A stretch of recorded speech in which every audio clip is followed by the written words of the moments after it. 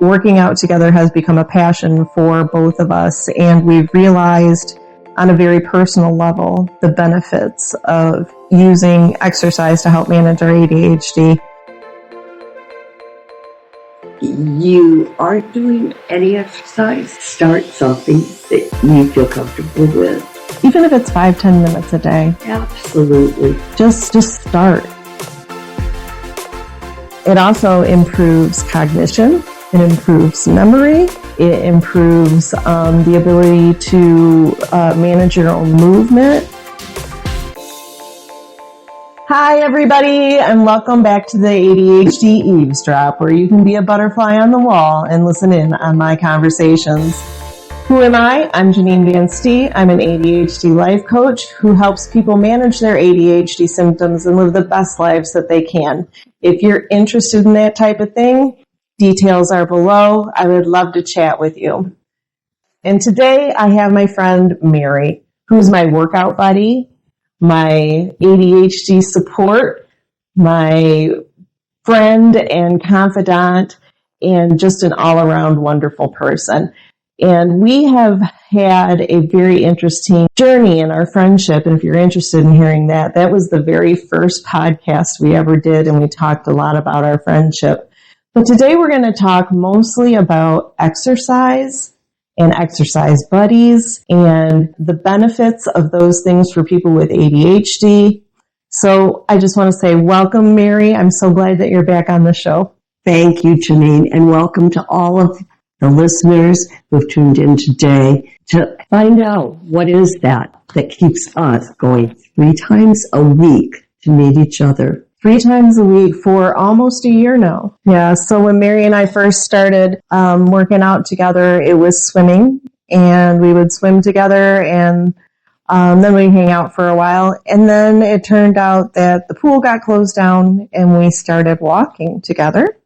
And when people walk together, they talk together, and we really got to know one another. Working out together has become a passion for both of us, and we've realized on a very personal level the benefits of using exercise to help manage our ADHD and maintain a healthy life. So, Mary, tell me what your thoughts are on the whole working out thing. Working out used to be a chore.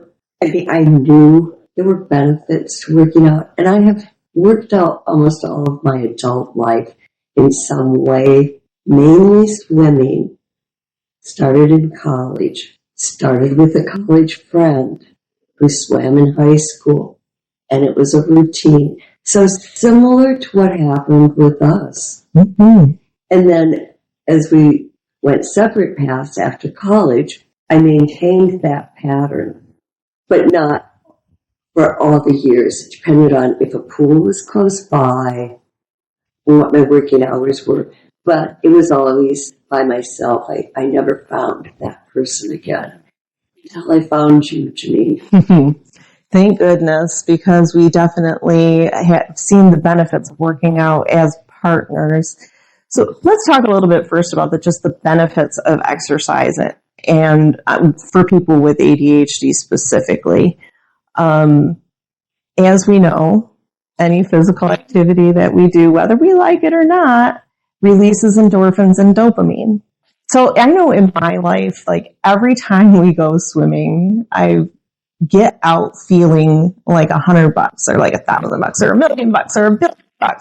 I feel great when I get out. I just feel so proud that I did it again. And we've done it consistently. There's been awesome real life. You went on vacation, I went on vacation for a week. But the friendship that's been established over the time has continued to make sure I need to see you, I want to see you, and it's swimming. And it helps, I think, friendship, we share laughs, we share, whoa, today really was not a good day. Yes. You know? Tears, all the things, and it's not easy to find. No, it is not easy to find. I feel so very blessed. As I do. But I do know, and I want to get into a little bit later in the podcast, that there are other ways to get the benefits of having a workout partner. Not everybody's going to be as lucky as we are, but there are other ways to do it. And so some of those benefits with that dopamine and stuff are obvious. But also when you have those dopamine levels that spike up like that, not only does it, make you happy, which is great. That's a beautiful benefit of working out. It also improves cognition. It improves memory. It improves the ability to manage your own movement. I know it's amazing. Yes, it is amazing because you usually know that any exercise makes you feel good. But endorphins, yes, endorphins, and it does make you feel good. But the lasting part of doing exercise is you actually physically start to feel better. And the accountability that comes with having a partner who's become a good friend is we don't hold each other accountable like, taskmasters, but we do. I mean, we understand life, but we also know that I want to see you and we need to keep on this path. Absolutely. And I know physically just what you're saying as far as I feel stronger. I feel like I have more endurance, more strength, more ability to just deal with life because of the fact that we work out. And, when I talk about controlling your symptoms, when I ran out of meds one time, and I knew I had meetings that afternoon, I knew for sure when I came over here that we had to walk because I knew that I had to get that exercise in to help me manage my symptoms for the rest of the day. And I can understand what you're telling me because of something that you told me, I think, last week when we were working out one of my very, apparent symptoms of ADHD. And let me clarify, I'm old enough that I was never diagnosed with ADHD. People just thought I was kind of weird, I think, and I thought I was weird. But then I talked very fast, and I was amazed the first time you told me that your brain is also always thinking, doing. I mean, my brain never stops, and thoughts move quickly, so that it's hard to follow me because I'm talking as fast as I'm thinking, and I never finish any thought. To have a person that I trust and love, and in a kind way is saying that to me, that is part of the whole growth and being positive in this journey with, because you get to know me and you'd like to understand what I'm saying.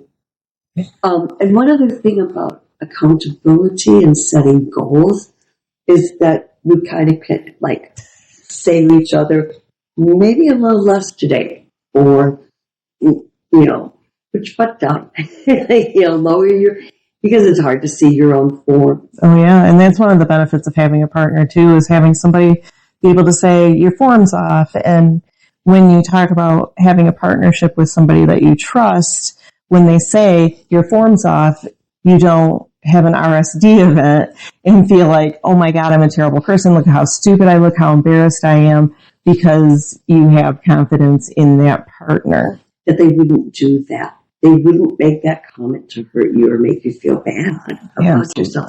Can you used a term RSD. Can you explain more about it? Yeah, rejection sensitivity. I've got a lot of information about that on the station and in other podcasts. But basically, it's that whole physically ill feeling that people can get when they feel that they've been rejected, whether or not they've been rejected.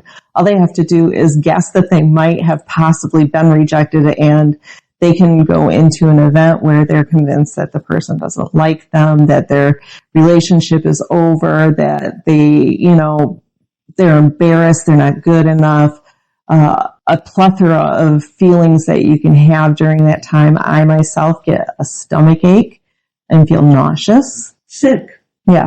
Like, what did I do? Mm-hmm. Would you say that it's probably more prominent symptom of people with ADHD? Absolutely. And the more and more they look at ADHD, the more and more they're really focusing in on the fact that it is a emotional regulation disorder that I have to learn how to control some of my behavior, just like you have to learn how to control not to have a tantrum and break your mother's coffee table. Okay? So I have to learn that some of my emotions are super sensitive. I was called, as a little girl, I remember my uncle, oh, Mary, you're just too sensitive. Oh, I heard that so many times. So if you find yourself in that category, or yes, we've had a wonderful day working out, everything, and then all of a sudden I'll think after you feel like, did I say something wrong? Did I, I'm not sure what somebody's left. I'll overthink, I'll overanalyze. Replay. Oh, I did this, she doesn't like me now. Yeah, that's all RSD. Well, it is, and it comes from we have a low self-esteem because we do weird things that we don't understand, and neither do other people. Right, and we have been, we've had it pointed out to us a good portion of our lives. Oh, yes, but in a very negative way, not an understanding way or a way of helping us manage that. Right, and going back to that management, I don't think that exercise is stressed enough as a management tool for ADHD. So when I think back to when I was in education, and one of the top punishments for a kid was to take away their recess. You think about that with a kid with ADHD, and you have just compounded your problem. Absolutely. And so the kid needs exercise, and it's so obvious that the child needs physical activity to function, yet they take that away, but you can see the benefits of it. It's why so many kids with ADHD are great athletes, because they have all that energy, all of that going on, and well, they get a lot of adrenaline and dopamine from like the competition, being the best. Oh yeah, it's challenging, it's competitive, it's a dopamine just drip right there, right? Right. One thing that was brought to my attention, and you didn't have the opportunity to meet my son, but you have listened to his podcast. I have. That when I started swimming again, and this was several months before we met the second time that we really clicked, but I said, I'm going to start swimming again, Matt. And he was like, great. What time are you planning on going? I used to swim at 6 when I worked. Well, I was 7. And he looked at me, he goes, you don't usually even get up till 8, Ma. Oh, okay. Yeah, right. You're right. How many days a week? Oh, 5. And he goes, why do you do this? Why do you set yourself up for failure? And I think, again, is it unique to me having ADHD, or is that something that fits in with that whole no, it's thing? that all or nothing. Self-esteem. If I'm going to do it, I'm going to do it. I'm going to be the best. Right. And I think that that's one of the things that we've really benefited from is moderation. We don't work out every single day. We don't push ourselves to the point where this is not fun anymore, And we don't push ourselves so that I've ever hurt the day after, yet I know I'm getting stronger because I can do things I couldn't before. I can get up on the ledge of the pool now from when I'm in the water. Upper body strength. Yes. I just jump. I don't even have to go all the way down. I just jump up. That's because my arms are so stronger. Absolutely. Well, and I don't know, did we mention the fact that we've added weightlifting to our workout? No, I don't think. We talked about that. So this is how we're getting so much stronger is, swimming does definitely help strengthen every part of your body. But I was doing some reading and had listened to a couple of things and realized, that it's really important to do resistance training or some sort of weightlifting or that type of thing. And then ironically, we're all laughing, and you will too. Ironically, Mary was showing me something in her basement, and we were walking around. I said, "You have a workout bench in your basement. I mean, a beautiful workout bench with free weights and everything. And you can do the butterfly, you can do your thigh curls, all the things." And I said, "Why are we not using this, Mary?" And she's like, "Oh, I really don't know." And so we decided that we would swim and then come back and do some weight training. And we've been doing it for like a month. Yeah, because today is the 16th, so almost a month today. And Thanksgiving is in there. So Yep. Today Yes. Yeah. So, and even with that amount of time, though, I've noticed a difference in my strength in just those few weeks. But we've been doing it 3 days a week for the most part. And then we've added a couple of things from there. So if we know our spots and circuits pretty well now, but if there's a lull in between, we have free weights that we do curls with. And then Janine came up last week with, at the end, we've added a plank. Yeah, and Mary's bringing up planks for a reason. No, I'm mystified by this. I really can't figure this out. So I taught Mary how to plank, and I'm telling her how hard it is. And I'm like, if you can only do it 10 to 15 seconds, that's fine. Don't feel bad. I'm like, my goal is 30 seconds the first time. I haven't planked in a really long time. And so I made my 30 seconds, and Mary just continued to sit there and plank. No, I wasn't sitting. No, she was planking. She did it for 1 minute and 45 seconds the first time, and I just about shit my pants.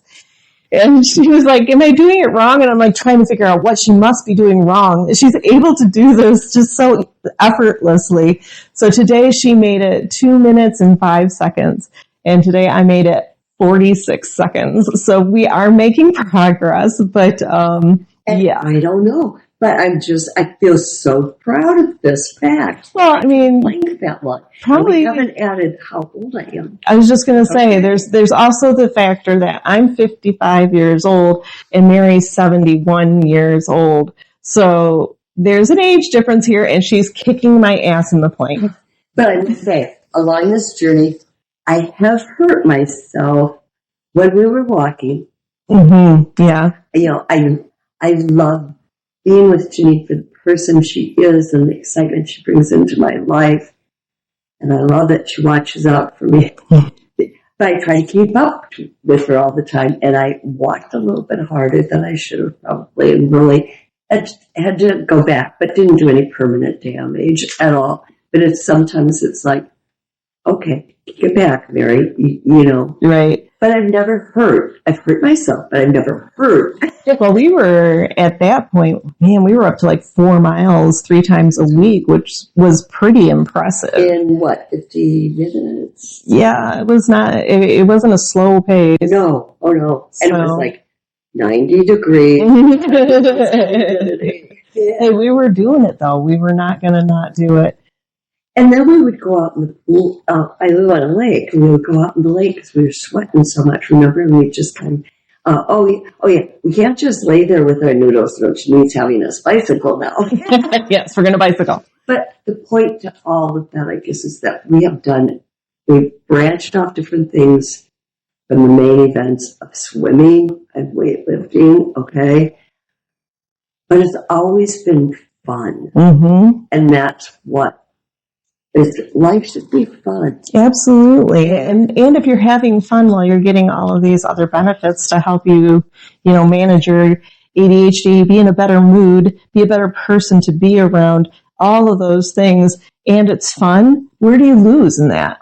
Where do you lose? But who we met, I'm just so grateful for that day we ran into each other and started a conversation. So we talked a little bit about not everybody will have that, though. And there are other ways that people can find, because I don't want anyone to think, I can't have this. If I could have that. Aren't they lucky? Right. Because that's not having gratitude. That's being conscious about it. And I don't want anybody to feel that. No, we are just very lucky in what we've found, but there are other avenues of finding those things. obviously the ideal is if you have a friend who wants to work out with you that you're already friends with, or, a spouse or family member or somebody you work with even. All of those. Organizations have like lunch, gym workouts. Absolutely. So you can get involved in groups of people who are doing things. I know that when I was working at the ad building in Kalamazoo, that a lot of the ladies would walk during lunch. And so there are those things, but then there's also things online that you can find where you can work out with other people. I'm going to drop some of those links in the details so that you can check some of those things out as well. Mary, you were telling me about, what is it? Silver sneakers. Okay. And so it is, not everybody on Medicare is eligible for it. I'm not one to talk about the specifics of if you have it or not. But if you think you might, it's a program to look into because they have online classes every day on broad topics, and they have videos too.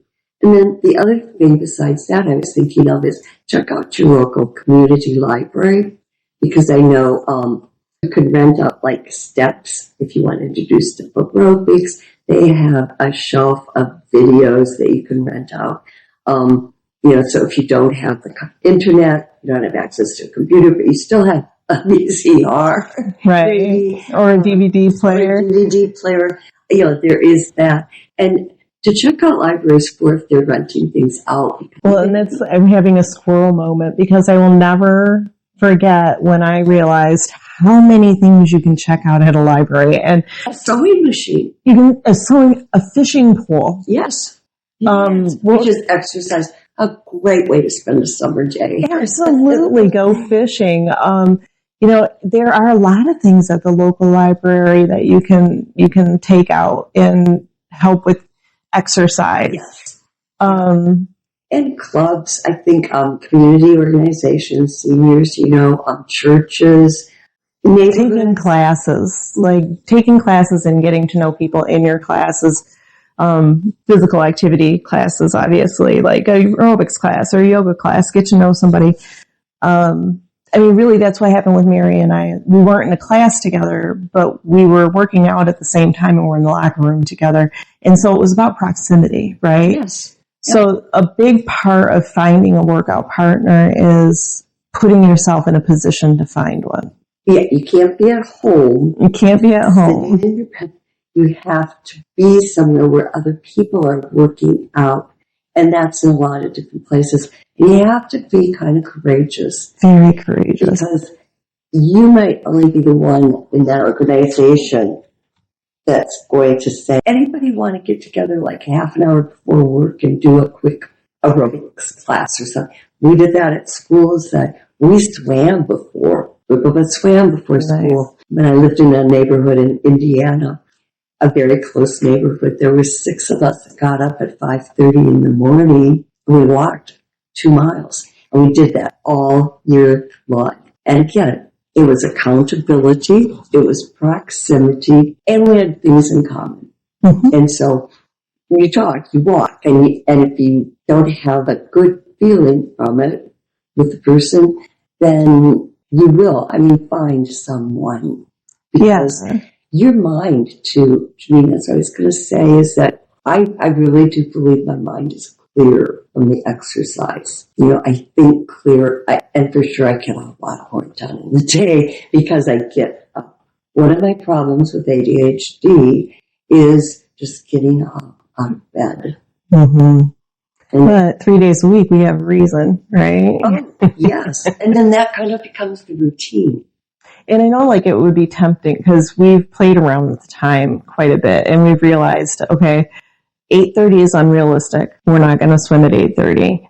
9 is a decent start time.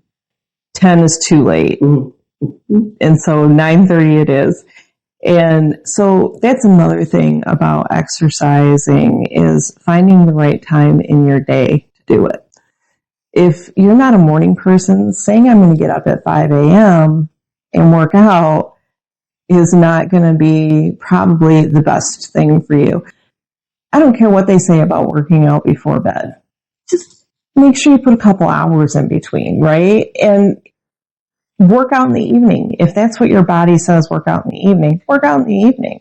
Or, if you have the luxury of working out during the day, when it feels right to you, but don't put it at an unrealistic time for your schedule. Or one that you aren't comfortable with.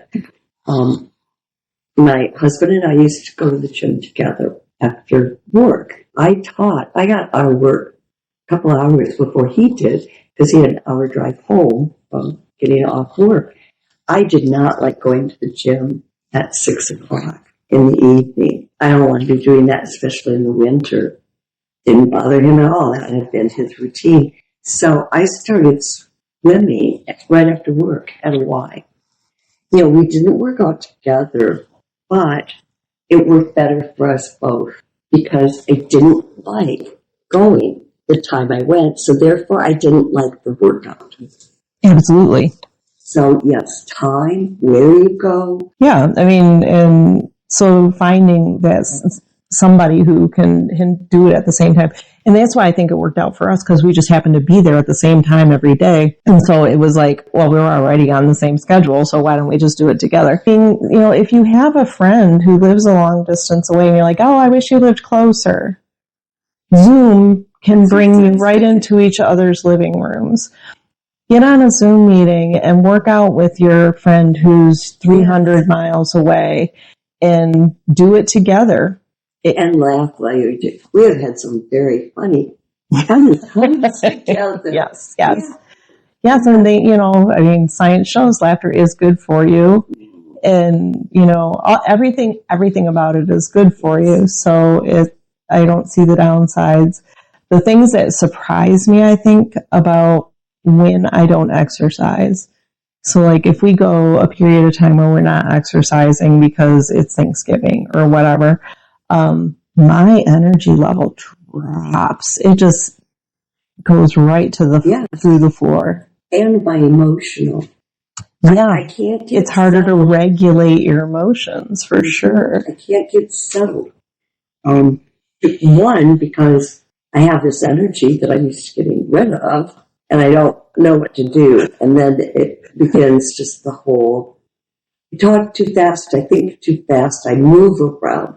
Janine and my husband both talk, you move things all the time. I do. It's true. I do move things. I don't know if that's a symptom of ADHD or it's just... Well, you have a little OCD floating around in there too. So I do have OCD floating which just adds a whole different layer to things for you, because my ADHD and my OCD are counterproductive in such a way that my OCD makes my environment intolerable. My ADHD makes it impossible for me to clean my environment. And so it's never resolved. It's always in conflict. Mm-hmm. Yeah, and so my OCD brain, is constantly tense, and my ADHD brain is constantly tense because it wants to clean and it can't clean. And it's just, it can get frustrating. But for some reason, you have managed to make it work for you. But you have a husband also who is... I have a different environmental living, Yes, because he likes things to be a particular way as well. So, and my husband has tremendous ADHD and does without the OCD and doesn't see the mess really. I mean, if he's done with something, he puts it down and that's where it stays. And I decided a long time ago that I wasn't going to end my marriage over the fact that he can't keep himself organized. Well, and I've told you, and I'm telling you time again, I give you so honor. I mean, that we can't control anybody but our own self. But it is in constant conflict with your personality. Yeah, But I've been able to love the man, and and it's not like he's not slovenly. He's unorganized, and he likes to have everything out where he can see it, so all the surfaces are covered, right? And if that's his worst, that's some people's best. So I just, No one's perfect. No one's perfect. And so we got the struggles every day. And I know that those things bother me more when I don't exercise. It's like I get deeper in my head because I haven't done any physical to get that. When we first met and we were first starting your podcast, you had done one on starting your list for the day. Mm-hmm. Because that is one of my hardest things. But I was like, I can't do a list. I can't even get out of bed. So the swimming has kind of become my list, which the day flows. And I'm much more productive on those days. But it's also affected me on the other days that, I would say I feel more alive because I'm participating in life. Mm-hmm. I feel happier. Well, even on the days in between, so we go every other day during the week, Monday, Wednesday, Fridays. But I think, it carries over until the next time. Because I know, on the weekend, sometimes around Sunday, I'm like, I really would like to go swimming and hang out with Mary. So, the 2 days in between, it sounds ridiculous, but I would not want to go more than 2 days in between. I agree. My body is feeling it, but more of my desire to see my friends. and it's interesting, I think, that we've kept the relationship the same patterns. We text each other, but we rarely talk on the phone. Yeah, and we don't text all that often. No, only if I need to say, I'm running 5 minutes late. Right. Can you, yes. Well, because we both feel like face-to-face interaction is more valuable, and we like that better. And we have the time mm-hmm. and have that meaningful. It's not that we just sit and talk at each other for an hour. We talk and learn things as we're working out, experiencing life. Absolutely.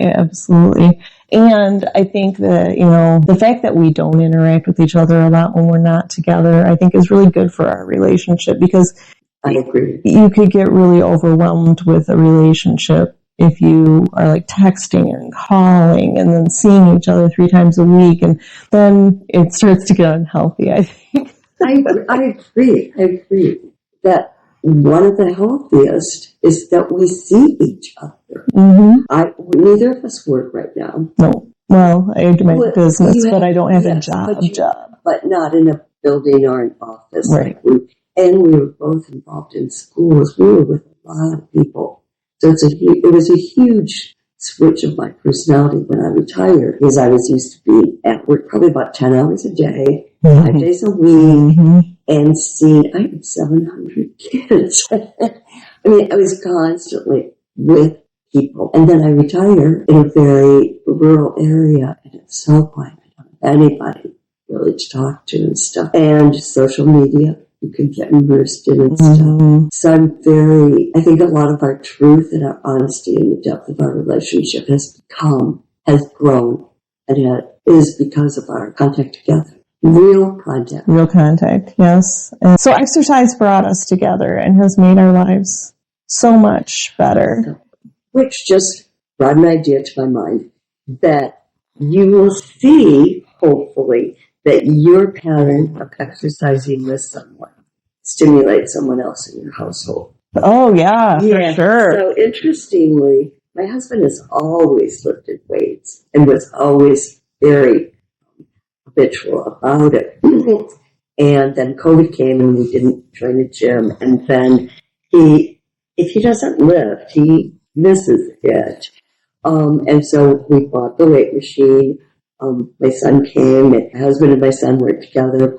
My son still living with us, and that habit stopped. And he would say, I should start lifting again. Go ahead, go lift.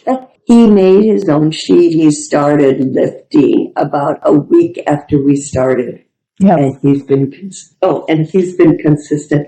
And he is seeing the same. I see the same benefits in him. Mm-hmm. I'm so excited that he started working out, and I know that it has something to do with us, and I love it. I'm so excited about it because, you'll see the benefits as well as him. Everybody will see the benefits, and I am a better person when I'm working out on a regular basis. I know that. It helps with your level of stress, and let's admit, everybody's rest. Even retired people get stressed, people. So, Because life, it doesn't just become all, peaches and cream, rainbows and lollipops. You have children, you have grandchildren, you have, things happen. But my husband's dealing with a long-standing issue of his mom's been in assisted living for 5 years. 2 days before COVID, she moved in. Mm-hmm. And she will be 98 this March. And he's the primary caretaker. He has one brother who lives in Minneapolis. So it's very stressful. Mm-hmm. Yeah, so for him, exercise is going to be so important. And, the thing is we all say, oh, yeah, I should exercise, and I don't have time. And I didn't have time when I was working my admin job. I was driving to work an hour, driving home an hour, working till, 6 o'clock, 7 o'clock at night sometimes. Although toward the end, I was doing more like 5:30 because I got tired of making that drive at night. But either way, long days, getting home around 6, 7, sometimes 8 o'clock at night. And the day I still haven't eaten dinner. Or lunch. Or lunch sometimes. The day had been filled with stress. Yes. It wasn't like, and I don't mean that grocery store clerks don't deal with stress. There's stress all over. But there were some days that you tell, I'm sure, with issues of rape, molestation, drug abuse, family murder, death, abuse, everything. And I did find, though, that one of the best times while I was at that job for me was when I started walking to the grocery store for lunch. Mm-hmm. And so I would get out and I would walk at lunch, and then things got too busy again and I wasn't able to leave for lunch. And, but during that time, it was like, it felt so much more manageable. And we really have to tell ourselves, and again, I'm not the best at self-care, but in these times, there's so much stress and pressure on people. There's a lot of anger and a lot of emotion. You have to create time for exercise. And it doesn't have to be an hour. We are able to have more time than probably tons of people. Most people, yeah. And we appreciate that so much. Absolutely. But it doesn't have to be a lot. I walked on my lunch hour. In the winter, sometimes I do the stairs. Right. Yeah. I used to walk around my building sometimes, But at the time, I think I was so much more focused on my physical health because my physical health was not great at that time. And I was trying to get healthy, but I didn't realize how many mental benefits there were as well and how much better I coped. And I wish if I could go back, I think I would have made sure I found time to exercise. More and consistent. Over the years. Mm-hmm. During that job specifically. Remember Maslow's hierarchy of needs? It's that situation of you physically have to get in shape first. I mean, I'd love for you to feel the high, but you're not going to get it the first day. Oh, you're not necessarily. When I started swimming last March, I think I could do 10 lengths, 5 laps. Mm-hmm. That was about all. I used to do 30 laps at 60. Of course, I was 20 years younger. Right. Swam 5 days a week. But 80, I want to do it. I want to be perfect, right? Right. So, but you've made so much progress since then. Because how many did you do today? I did 15 laps. That's awesome. That is amazing. About 20 minutes. Yeah, it was about 20 minutes. Mm-hmm. So, and I usually get in about 2 or 3 more laps than you do during that time, which makes sense because I am 14 years younger than you. I mean, life seems to always keep changing, which I think is somewhat that a lot of the stress we feel maybe today or the unhappiness, the fear is because we don't move around, don't have interaction with people. I've read over the years you need so many hugs a day. We're humans. We need that. And, growing up, we used to be outside all the time. And I know, heard the story right. from the hose and stuff. But we need that. We're human beings. Mm-hmm. Yeah. We're not computers. Yeah. You aren't doing any exercise, start something that you feel comfortable with. Even if it's 5-10 minutes a day. Absolutely. Just start. That's the big thing, is to start. And it takes courage. And yes, so we are asking you to have courage to step outside of maybe your comfort zone for a lot of people and put yourself in a position where you can find the partner.